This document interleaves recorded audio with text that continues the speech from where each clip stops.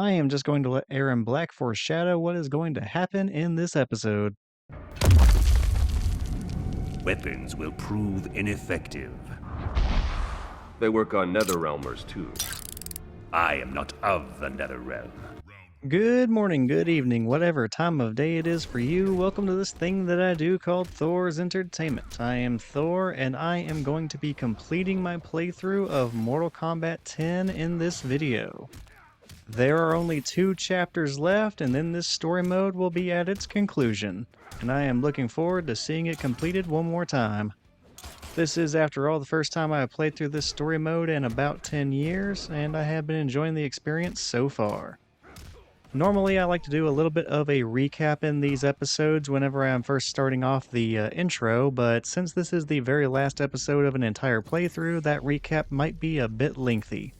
So I'm going to go ahead and skip over the recap, and I'm just going to go ahead and leave a link to the entire playlist in the corner of the screen, so if you want to go back and see how we got to this point, you can and enjoy it.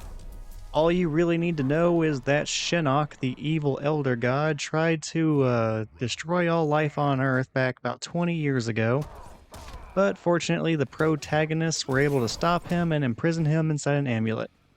And now 20 years later, Shinnok has been freed from that amulet, and he is going right back to his attempt to try and wipe out all life on Earth.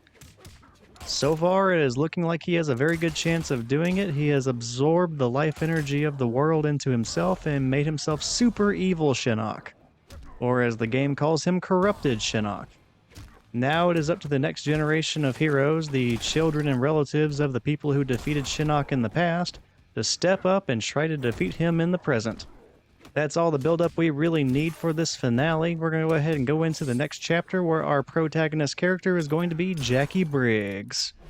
That next chapter of the story mode is going to kick off immediately after Aaron Black has finished off corrupted Shinnok in this little preview.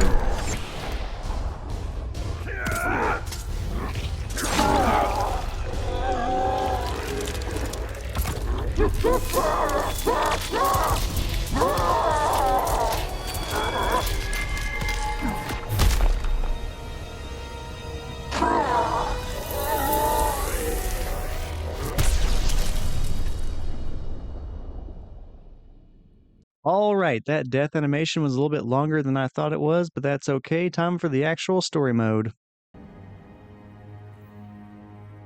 We land in 15 minutes. We'll enter the Sky Temple from the terrestrial entrance. Why not go straight there?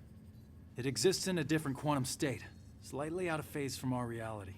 It can't be reached by conventional means. What? It's just us. No one's coming to help. We either pull this off We will get it done. By the... What is that? Don't know, but it's headed right for us. Elder gods have mercy. Buckle up, people. I gotta put her down. Looks like the temple entrance is 15 clicks that way. Moonlight walk in the woods. Another time, it'd be relaxing. I wouldn't have pegged you for outdoorsy. My mother and I live near a forest a lot like this. Really takes me back. After we wrap this up, we should go.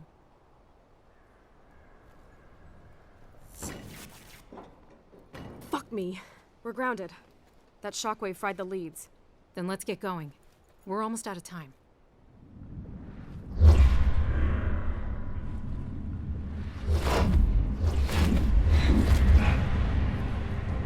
What are they doing here? Looking for the amulet, I bet. We have to tell them about Shinnok. Call a truce.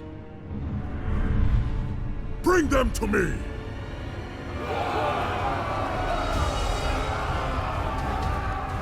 Or not. The woods. Come on.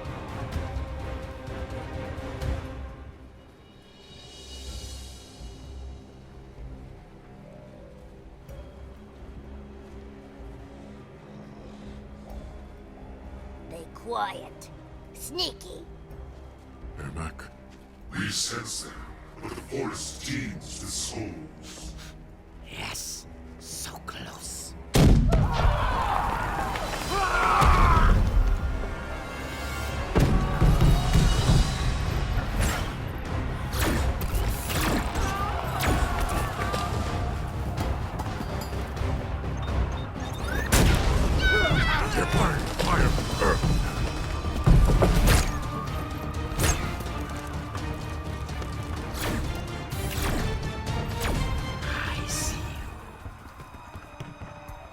Jackie, look out!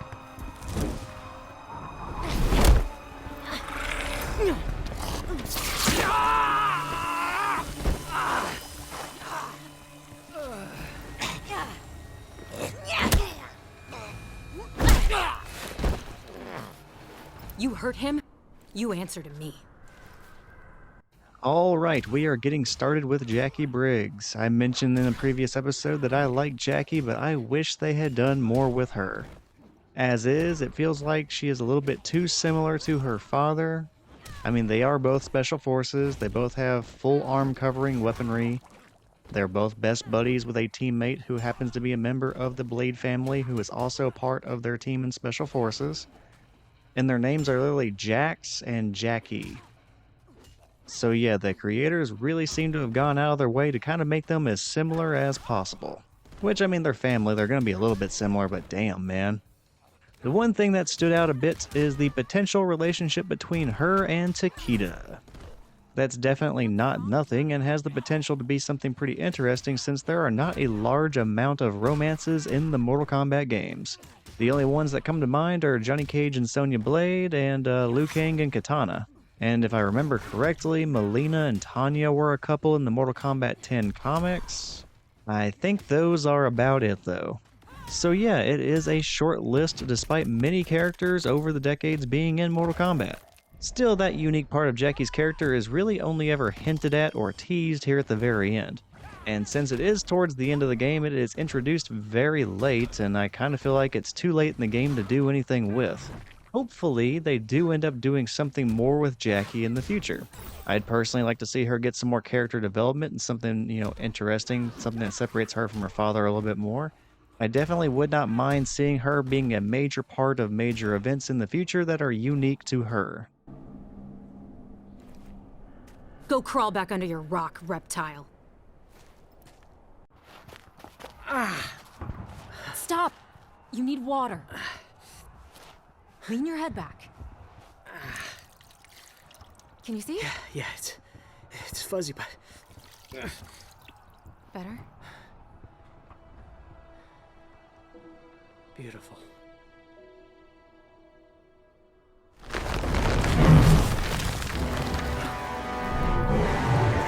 Hold that thought.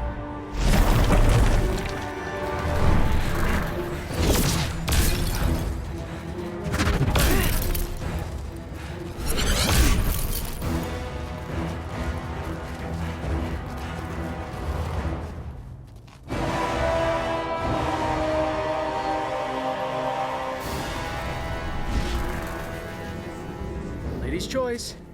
I've got Ermac.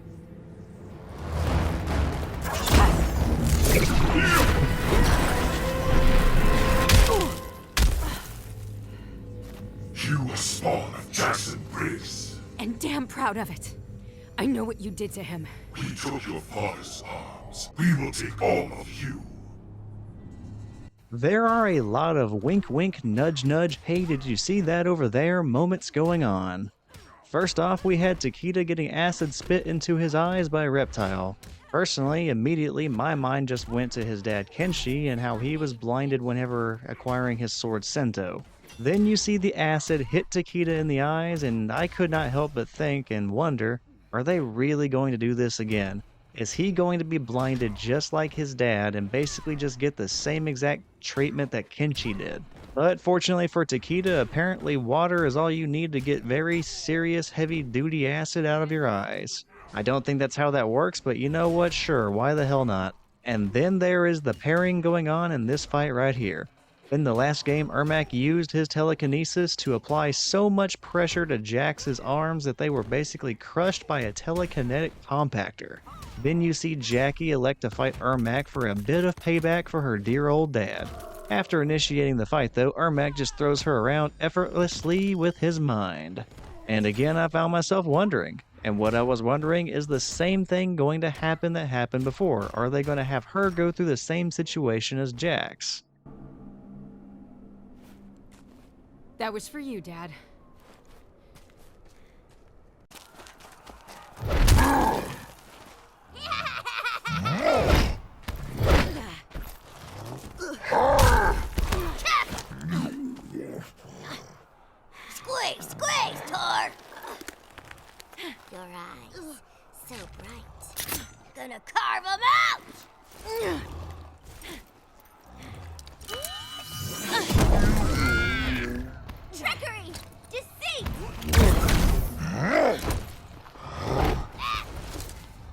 No more tricks. Just a straight-up beatdown. Alright, Farah and Tor are up for another fight. I think they get about the least amount of love out of all the new characters introduced in this game. They don't really do much in the story mode, and they are really involved only in 2 fights, which is a bit of a bummer. It is kind of crazy to think that the creators casted someone like Tara Strong, someone who is a very noteworthy voice actor, and then barely did anything with the character that she was voicing. Farah and Tor could have used a bit more in this game for sure. I especially believe that because they have not been playable since Mortal Kombat X, at least not as a main character or a main roster character. If I am thinking correctly, Farah has been confirmed as a DLC assist character in Mortal Kombat 1, what they call a cameo fighter, but that still really isn't that much. I mean, it's better than nothing though, and I'll definitely be happy to see her making some sort of a return. Maybe it will inspire NetherRealm Studios to actually do something more with these characters in the future. I don't know, we'll see. And I might be in the minority, but hey, I think I would really like to see Farah and Tor make a return someday. Mostly because they didn't really do anything with them, and they don't do anything offensive to me. I don't mind them being around. There's just a bunch of potential that they didn't really tap into, so hey, why not? Could be fun, could be interesting. 2 for 1. I'll take it.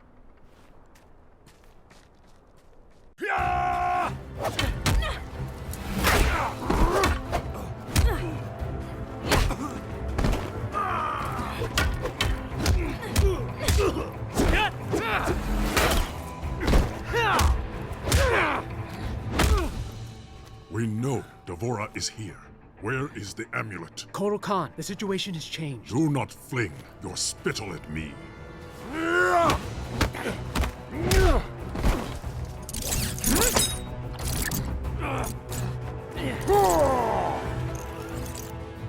You tell him? Not yet. He needs to know Busy. I will kill you both. that Shinnok's been freed. He's at Raiden's Sky Temple. He's already infected Earthrealm's life force. The heavens boil. Earthrealm is lost. Not if we hang together. I will appease Shinnok. Bring him your heads.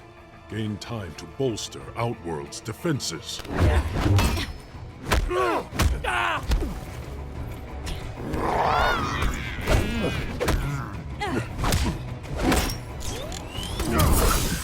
You need to help us, Kotal Khan. It is too late for Earthrealm. Shinnok is now its master. You know those moments in any movie or television show where it just feels like one character is constantly misunderstanding the situation and then resorts to crazy measures to be confrontational about it when just a normal sit down and conversation probably would have fixed everything? Yeah, that's Kotal Khan, and he gets his shit rocked for it every single time. Poor Kotal Khan. This guy has been ill-informed or not trusting legitimate information the entire game. Kotal was just wanting to keep Earthrealm from fucking up and letting Shinnok get free, and sure enough his own person betrays him, goes to the Earthrealm and frees Shinnok anyway. He also regularly believes the new Earthrealm team has been lying to him when they weren't. Just Kotal Khan has been stuck making the wrong decisions the entire game. It is good that he got his own chapter to kick some ass in, or else he would be coming off as very incompetent at the moment. Fortunately, with the early success, it just looks like this guy is having the worst luck in the world. Oh well, we don't have time for him to fuck things up worse. Time to hand Kotal Khan the L and just proceed on to the final chapter of this game.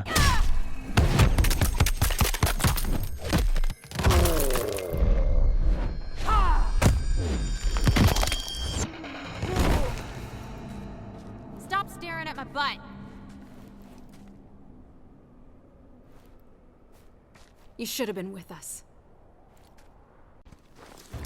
That's enough.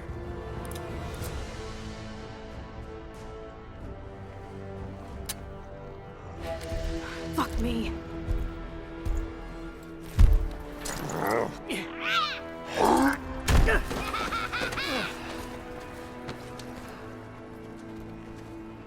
Don't know about you guys, but I'm living the dream. You have odd dreams. Chattel, you die tonight. Nita!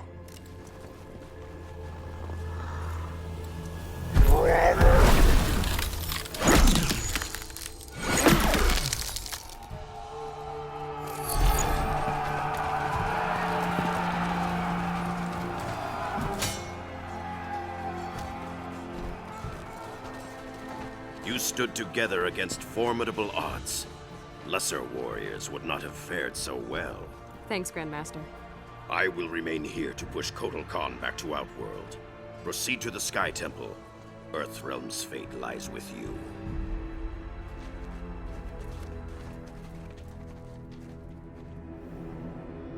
Lord Shinnok is nearly finished. Soon the Jinsei's corruption will be irreversible. The invasion can then proceed. Raiden and his allies will be unable to offer resistance. Once the realm falls, our path to victory will be clear. Advise Lord Shinnok that the Oni and Orochi are ready. At his command, We'll unleash them on Earthrealm. Have you found Raiden's portal to the heavens? Yes, but his ward's protected. We can't break through. That is unacceptable. After Earthrealm is destroyed, we must complete Lord Shinnok's vengeance, invade the heavens, and destroy the Elder Gods. Come. Make war on the heavens? If Shinnok can take down the Elder Gods... End of the universe. Got it. Kung Lao. To see him like this. We'll all be hanging around the Netherrealm water cooler if we don't pull this off. Come on. Takeda!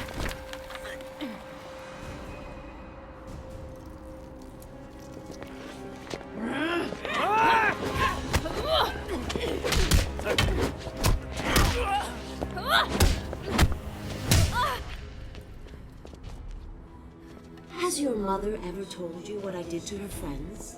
Kill them all in the blink of an eye. And your own daughter. You proud of that? We are bonded in death. You will join us. And I will give you a proper upbringing. Alright, final chapter of the game time. It is interesting that this game came out on a greater generation of consoles, but it actually has less chapters than the previous Mortal Kombat 9 game. Now, with the more advanced hardware, it definitely shines, especially graphically and with the gameplay that it has. I mean, this game definitely feels way less clunky to play than Mortal Kombat 9 does, and it looks just a lot better. Still, I would have thought that that would translate to having the capability and the incentive to create a longer story mode, but that just did not happen. In fact, it still is not happening. The last two Mortal Kombat games would have story modes of a similar length, and although I do like the story modes in these games, that has always been just a little bit disappointing to me. It feels like we should be getting more from the story modes today than what we were getting from the story mode back in 2011. But we are really not getting all that much more from that storytelling. It's about the same amount of chapters, the gameplay is more advanced, but they're not really throwing anything new at us. Now, going from Mortal Kombat 9 to Mortal Kombat 10, I definitely think these stories generally get better with time as we get further along to the more modern games. But I still feel like the story modes, they should be a lot more than what they are. Nice offer, Mommy dearest, but I'll pass.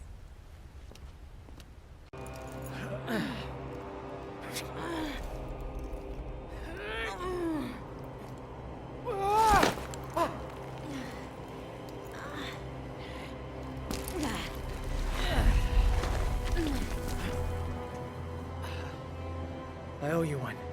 I'll remember that.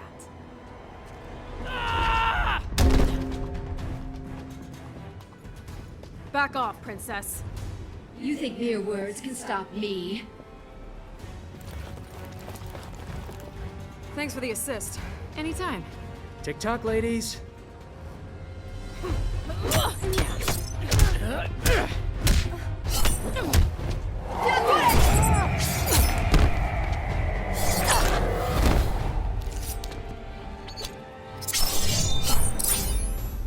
No! You wish to die first? So be it. Alright, up next we have another Revenant. This time it is Kitana. I do not think any of the Revenants have any victories to their names in this game. I could be wrong, but I am not going back to count or find out. There also are not any main character Revenants in this game either.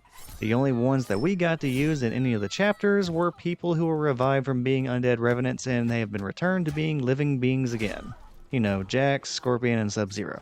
So since they were not Revenants when they beat roster characters in their chapters, I am not counting that. These Revenant guys are nearly as bad as Melina's Insurgency. but at least they are part of plots that legitimately endanger multiple worlds. Melina's little coup doesn't seem like it was all that effective, and it really didn't last that long, at least it didn't seem like it did. So at the very least, it feels like the Revenants were really majorly influential, even if they completely suck at fighting main characters in these chapters. Also, whenever I'm talking about the Revenants sucking at fighting, I'm only talking about legitimate fights. Fights against main roster characters. I am not counting cutscenes where they killed a bunch of generic background characters that no one cares about. It is either going to be a meaningful win or nothing, damn it.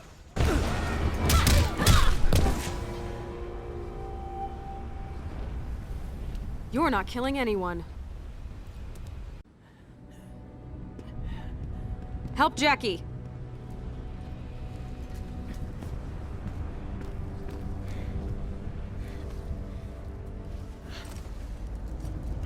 Messed you up pretty bad. Great bedside manner. I can fight. Jackie? It's nothing. Just like Kurdistan. Boot it up! You two go. Jackie and I'll handle them. What? We'll just slow you down. Forget it. Damn it.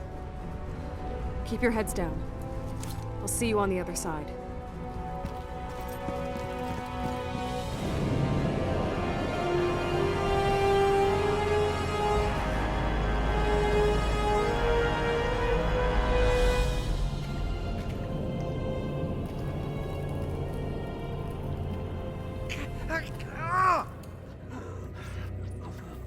They taste your flesh, burrowed deep.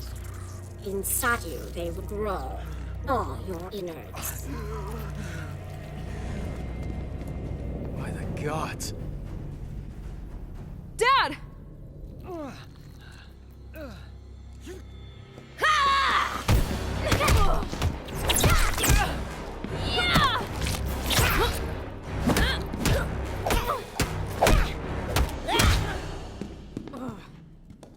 First father, then daughter. Will they taste the same? I mentioned this in a previous episode, but this game has subverted my expectations just a little bit when it comes to Shinnok. My expectation was that he would be the main antagonist that the heroes would be fighting to defeat throughout the entire game. I was partially right about that, specifically about Shinnok being the main antagonist. What subverted my expectation was that we were not fighting to defeat him the entire game. Shinnok is actually barely in this game.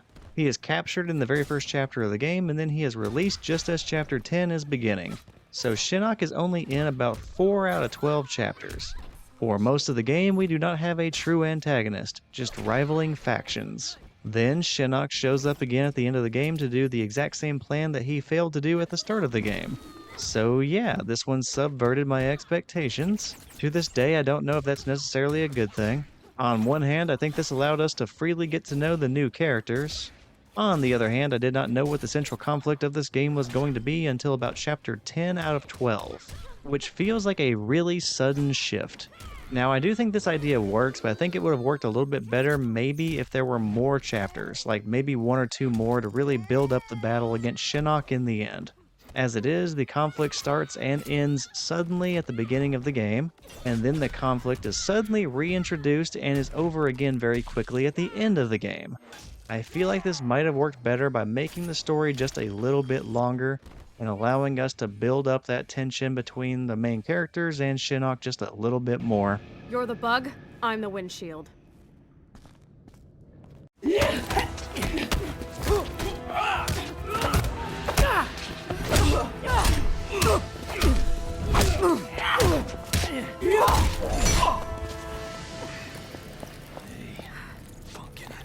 I'm a little old for hunting. No. Get Shinnok. But... I love you. Dad? So you are the issue of Johnny Cage. Fitting that I exterminate his entire line. You want him, you're gonna go through me.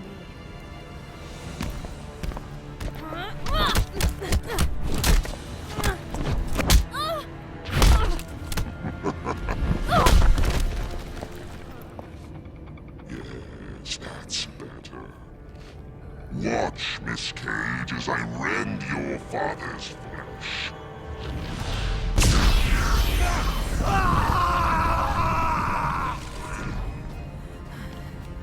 This is what awaits those who defy me. Excruciating, exquisite death. You son of a bitch!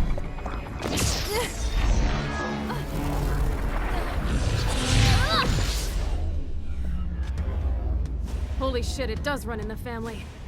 Your father's power will not save you. You cannot hope to survive. So, the climax of the story is basically coming full circle with how the story started in the very first chapter. In the beginning, Johnny Cage went through the woods with a unique military team to infiltrate the Sky Temple and then use his green glowing energy to defeat Shinnok while he tried to destroy all life on Earth by corrupting the planet's life energy, the Jinsei. In the end, the final chapter, we got Cassie Cage going through the woods with a unique military team to infiltrate the Sky Temple while using her glowing green energy to defeat Shinnok while he was trying to destroy all life on Earth by corrupting the planet's life energy, the Jinsei. So yeah, almost an exact match. Now I am fine with it coming full circle like this, but I have to admit that this was a bit of a predictable repeat for a game that was mostly wanting to give us entirely new things, and that's kind of a bummer. I do think it would have been fun to continue the trend of doing new things with new characters, but I mean, this is a new character doing a new thing, only it's kind of not new because they already did it, but it's fine. It's fine. I'm not going to overanalyze that. At least we did not get Liu Kang saving the day for like the 7th time.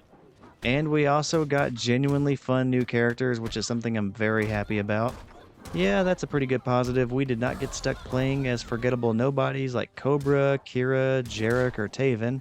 And yeah, I'm pretty okay with that. I am okay with Cassie Cage, one of my favorite new characters, getting to be our new story mode hero in the end.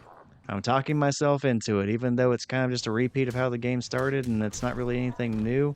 I am okay with this. Our new character is kicking ass and we're sending off this game in style. And wow, this fight is a lot longer than I thought it was.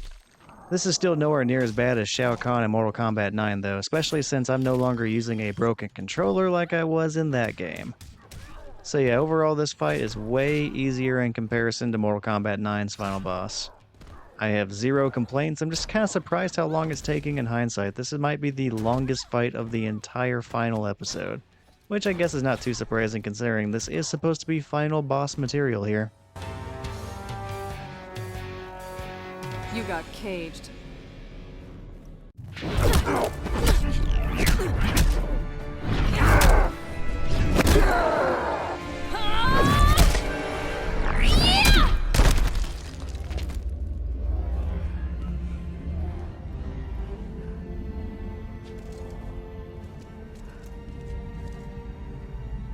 That you?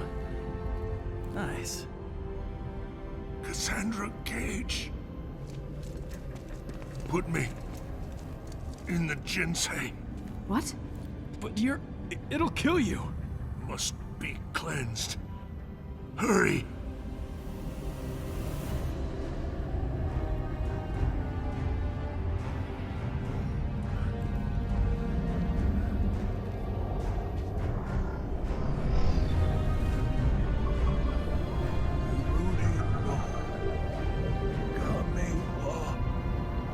Watashi wa Joka shimasu. Joka shimasu.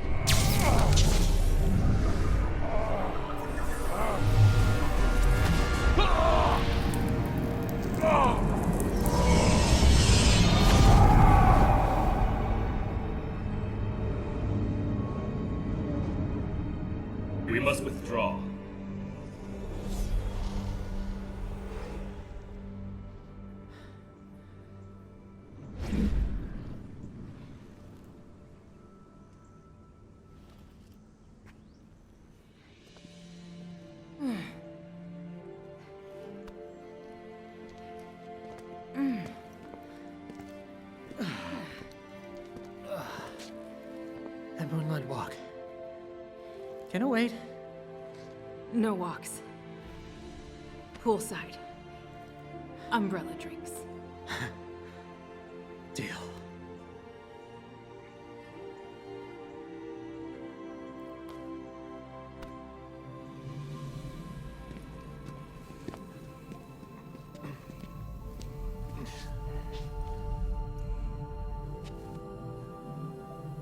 Is he alive? Barely. I'll help him. Help your father.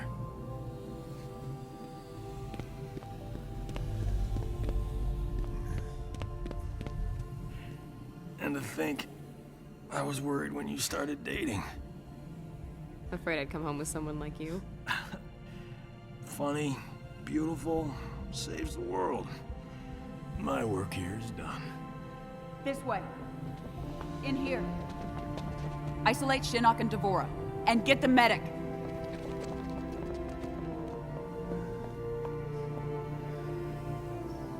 We'll fix you up. Help is on the way. You should have seen Cass. Wipe the floor with Shinnok. I believe it. And you did a great job with your team, Johnny. You hear that, Cass? She called me Johnny. I thought she might.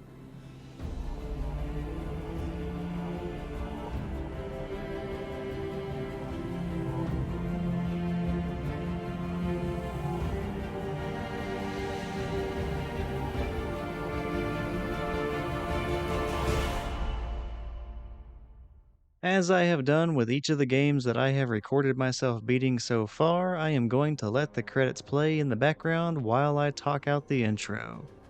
Excuse me, the outro. I always want to make sure that the individuals responsible for creating the game that I got to enjoy, well, they get all the credit for their hard work. So I will let the credits run while I do my outro and reflect on the game overall. So yeah, we beat Shinnok on 2 separate occasions to save the world and beat the game. Along the way, Johnny Cage founded a new Earthrealm defense team made up of a few new characters like Cassie Cage, Jaggy Briggs, Kung Jin, and Takahashi Takeda. Outworld gained a new undisputed leader, Kotal Khan. Sub-Zero took over the Lin Kuei, Sonya Blade became a general, Devora killed Melina and Baraka, and then freed Shinnok. Jax defeated and captured Quan Chi. Scorpion rebuilt the Shira Ryu and then decapitated Quan Chi. And then the new Earthrealm team saved the day by, defeating Shinnok, with Cassie Cage being the MVP who actually beat the shit out of the former Elder God. Overall, I really like Mortal Kombat X, even almost 10 years later. It is not perfect, and I think I might have preferred the story just being told in chronological order instead of constantly flashing back. At the very least, I think just reducing the number of flashbacks would have been really nice. I also feel like the game is just a little bit too short. In fact, it is even somehow shorter than the previous game when it is supposed to be superior technically speaking, and that is just a little bit odd to me. And because it is shorter, we do not get much time with the main villain of the game. The story mode seems to want to balance out the shorter story mode with minigames that could have been other fights and additional chapters instead, and I think I would have preferred more story if there was a choice between that and the minigames. Still, I don't see any reason why we could not have both, and we just did not get that. Still, it is a really good story that is almost entirely new, and it even focused on entirely new characters, and I am very happy about that.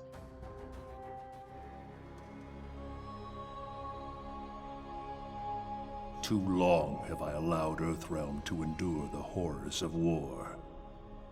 Time and again we've defeated our enemies, but we've exacted no retribution, demanded no remuneration.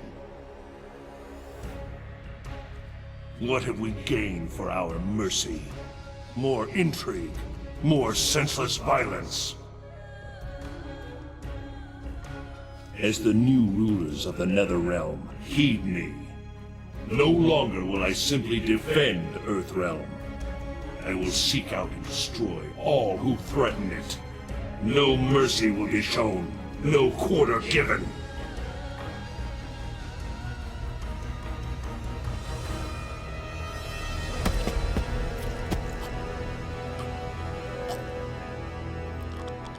Shinnok was an elder god, impossible to kill. There are fates worse than death.